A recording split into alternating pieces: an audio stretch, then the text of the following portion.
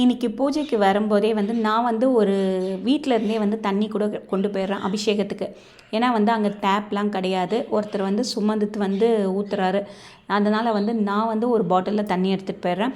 நான் வீட்டிலேருந்தே வெத்தலை பாக்கு பழம் பூ கட்டி எடுத்துகிட்டு போயிட்டு அதுக்கப்புறம் நெய்வேத்தியம் கற்பூரம் சாம்பிராணி அந்த இது எல்லாமே எனக்கு வீட்டில் எடுத்துகிட்டு போக வேண்டிய பொருள் கலர் கோலமாக கூட நான் வீட்டிலேருந்து எடுத்துகிட்டு போகிறேன். ஏன்னா என் வீடு எதிர்லேயே. அதனால் நான் டக்குன்னு போயிட்டு வந்துடலாம். அவர் கொஞ்சம் பின்னாடி இருக்கிறதுனால அவருக்கு கொஞ்சம் பைக்கில் போகிற மாதிரி இருக்குது. அதனால் நானே எல்லாமே செய்கிறேன்னு சொல்லிவிட்டு நானே எடுத்துகிட்டு வந்தேன். இன்றைக்கி நேற்று பாவாடை அலச என்கிட்ட கொடுத்தாங்க. நான் தச்சு கொடுத்த பாவாடையை நான் அலசாமல் கொஞ்சம் வெளியில் போயிட்டேன். அதுக்கப்புறம் நைட்டு ஞாபகம் வந்தது. சரி காலையில் அலசிக்கலான்னு பார்த்தா அதை அப்படியே வேலையில் விட்டுட்டேன். அதுக்கப்புறம் பார்த்திங்கன்னா காலையில் ஒரு ப்ளவுஸ் பிட் தான் எடுத்துகிட்டு போனேன். அது தைக்கவே இல்லை. புது புடவையோட ப்ளவுஸ் தான். அது என்னென்னா அப்படியே எடுத்துகிட்டு போய் கட்டி அம்மனை அலங்காரம் பண்ணிட்டோம்.